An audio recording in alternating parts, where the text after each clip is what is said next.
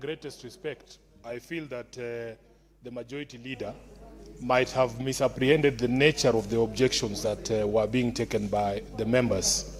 The objection was, Honorable Chair, that because the decision was a collegiate decision of the House, once the leadership of the House met, at the very minimum,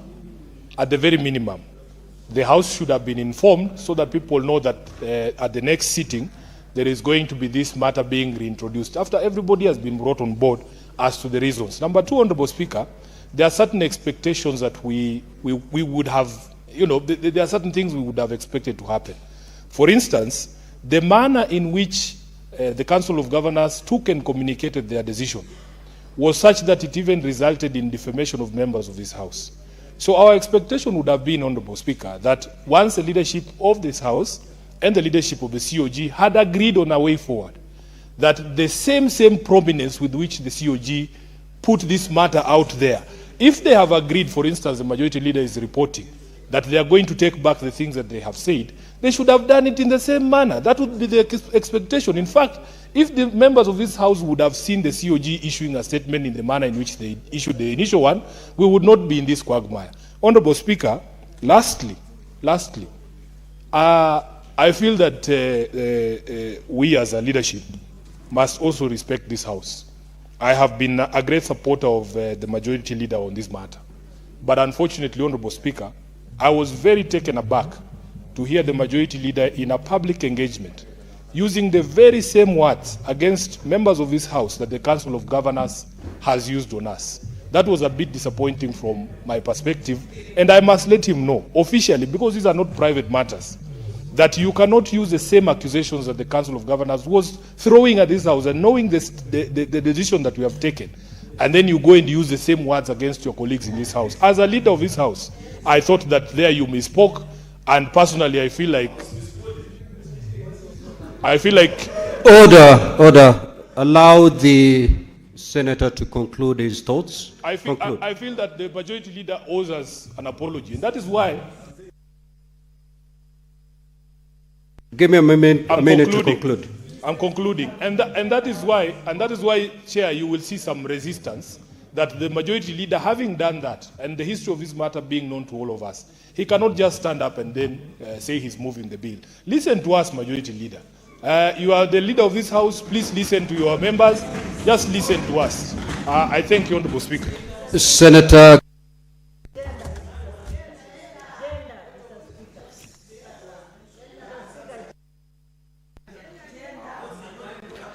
Order. After that, we'll hear two ladies. Lady senators.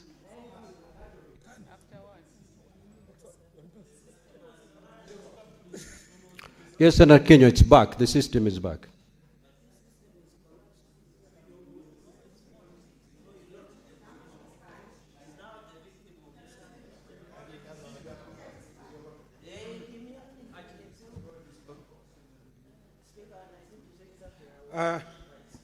Asante Bwana Spika kunipa fursa hii. Bwana Spika, kile ambacho kinafanya kuwe na huu mgogoro Bwana Spika ni kwa sababu Bwana Spika, wakati tuliketi hapa kama Seneti tulikubaliana, lakini baada ya kiongozi walio wengi kuja hapa Bwana Spika, anasema ya kwamba wamekubaliana na magavana, lakini sisi hatukuhusishwa Bwana Spika. Kwa hivyo shida kubwa ni sisi hatukuhusishwa. Angelituambia, kwa sababu tuna vile ambavyo tunawasiliana katika jumba hili. Kama angetuambia hatungekuwa na shida. Lakini yeye ni kama ana uongozi wa kiimla Bwana Spika. Anakuja hapa anatuambia kwamba ninawaambia na nyinyi msikize, na anaendelea Bwana Spika. Bwana Spika, hiyo tutakataa leo, kesho kutwa mtondo na mtondogo tutakataa. Lakini kwa sababu hakutuhusisha. Kwa hivyo Bwana Spika, jambo geni ambalo alifanya, jambo baya ambalo alifanya ni kutokutuhusisha. Amemhusisha mwenyekiti, akamhusisha mwenyekiti huyu mwingine, basi akasema sisi wengine ni wafuasi. Na sisi wafuasi tutakataa Bwana Spika. Kwa hivyo ni mpaka atuhusishe, atuambie ni nini waliongea na hawa magavana, na baada ya kuongea na hawa magavana ni mpaka watoe taarifa kwa vyombo vya habari. Bwana Spika, vile ambavyo walitoa zile taarifa, wasitoe taarifa kwa kiongozi wa wengi katika jumba lake. Bwana Spika, hilo tutakataa. Kwa hivyo tunahitaji taarifa kwa You've vyombo made vya a habari. point, Senator Kinyua. Honorable Senator Kavindu. Thank you, Mr. Speaker. Asante sana kwa kunipa hii fursa niweze kuchangia, Bwana Speaker. Bwana Speaker, wakati tulikataa kudiscuss hii bill, tulikuwa wote hapa, na hata kama magavana wamekubali kutimiza yale tulisema watimize, tungeitwa kwanza Kamukunji, tuketi chini, tuelezewe ni nini ilitendeka, ni nini ilifanyika kabla haijawekwa kwa order paper. Na Bwana Speaker, hakika tukikubaliana kitu wote kwa jumla, ni lazima pia tuhusishwe wote. Ni vizuri tuko na leadership, lakini leadership hawajiongozi wenyewe, wanatuongoza sisi, na sisi hapa tunahitaji kuhusishwa ili tuwe tunajua tunakuja kuongelelea nini. Na Bwana Speaker, kama hii jambo itaendelea, Edi arudishwe kwa nyumba, kwa sababu Edi hafai kutolewa kwa nyumba kwa sababu ya kutetea hii. Na Bwana Speaker, tunasema kabla hii haijaendelea na haijasomwa hapa na majority leader, ni lazima tuite Kamukunji, hata kama ni saa hii, tuongelelee wote ndio iweze kuletwa tena kwa order paper. Bila hiyo, Bwana Speaker, tutatoka wote nje. Senator Kavindu, you're totally out of order on your last limb of your contribution. You were doing so well until you started being an advocate of your colleague. Senator Beatrice. Honorable Speaker, I thank you for giving us the opportunity to hear from us. And Honorable Speaker, just as my colleagues have said, we made a decision in plenary here. And Honorable Speaker, the leaders are not leading themselves. They lead members of the Senate. Honorable Speaker, one issue I take with the Council of Governors is the manner in which they made their information. Honorable Speaker, they had a press conference. They spelled out names of colleagues from this House. They declared that they were not coming to the committee. And Honorable Speaker, it gave a picture that them or us as a Senate have a choice on when to go to a committee or whether to go to a committee or not. And Honorable Speaker, you know, we do not have that choice. It is upon that, Honorable Speaker, that I put my prayers to you that a communication be made to the members first before we move to the next step. Honorable Speaker, a number of our colleagues were also, especially the head of my delegation, Senator Moses Kajwang. I remember his name being splashed by this same COG. I would prefer that they address a presser and they rescind those decisions they had made publicly. And Honorable Speaker, they declare to the nation that now they are coming back to attend to committee sitting. Honorable Speaker, that is my prayer to you. Senator Rober.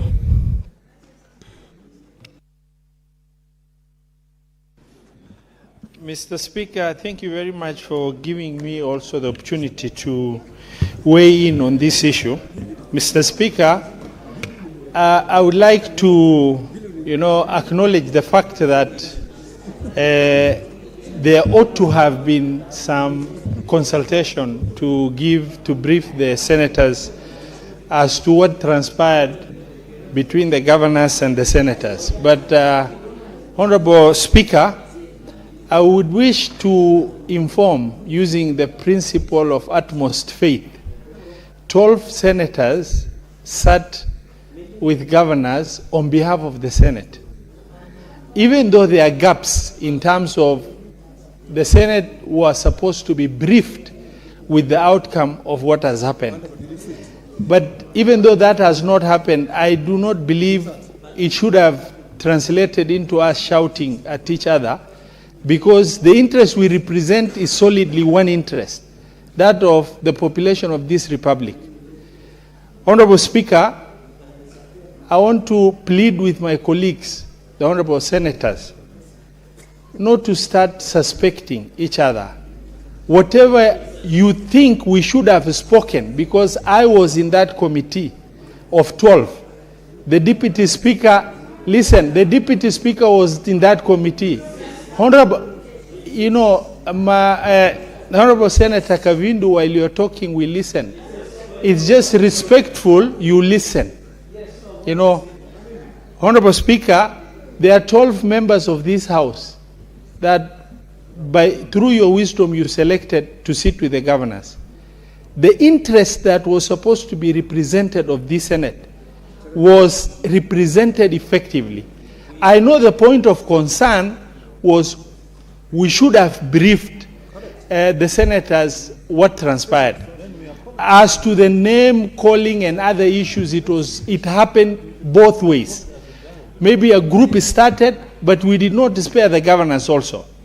And we've had discussions and we've concluded in the interest of the Senate that our primary responsibility is we have sworn to represent the county government as required. And that is the mandate we are seeking to execute, Mr. Speaker. Mr. Speaker, I would wish on behalf of the 12 members of this Senate that sat with the governors, I would wish to really apologize for not having briefed the House as to the outcome of what has happened, and plead with the Senate to understand in good faith that we've represented you very well, and whatever you are to speak. And honorable colleagues, yani in the presence of members like Kajwang, Osotsi, you know your interest has been seriously represented.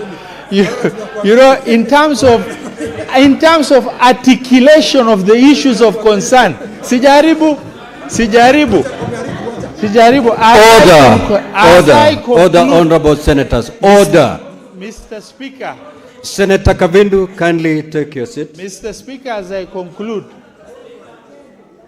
Honorable Speaker, as I conclude, on behalf of that committee that's represented the Senate, we extend our apologies for not having briefed you as members. And I would wish to plead with the members to make sure that we're able to prosecute the agendas of representation.